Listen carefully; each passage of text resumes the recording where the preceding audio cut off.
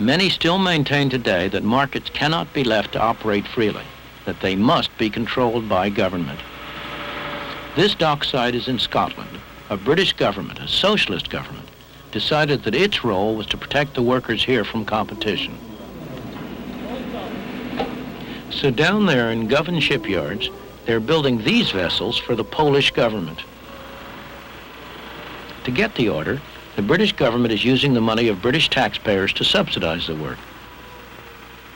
In other words, British people are making these ships in order to sell them at a loss to the Poles.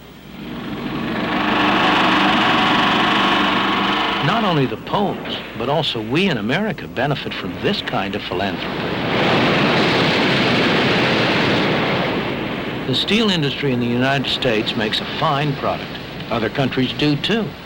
And their steel is often cheaper, sometimes because their taxpayers subsidize it. So why shouldn't the American consumer buy steel wherever he can get it cheapest, at home or abroad? The American steel industry works very hard, trying to persuade us that it's not in our self-interest to buy in the cheapest market. They urge the government to restrict what they call unfair competition, though of course they recognize that there are dangers in this. The dilemma of asking our government for assistance in this problem of unfair competition bothers many of us because the sword does cut both ways.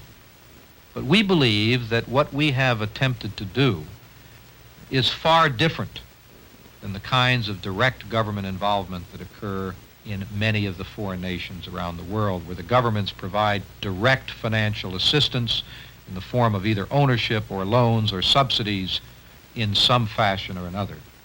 What we have attempted to do is simply to get our government to enforce United States laws against unfair competition that have been on the United States books. We draw a clear distinction between that and, for example, the several $100 million that the French government has granted to the French steel companies, or that the British Steel Corporation has received $1.3 billion for capital investment this year. So that while we are uneasy in any way interfacing with our government in what we traditionally believe are the free enterprise prerogatives, yet what we're only asking for is that the government enforce the laws that our Congress has passed. When anyone complains about unfair competition, consumers beware. That is really a cry for special privilege, always at the expense of the consumer.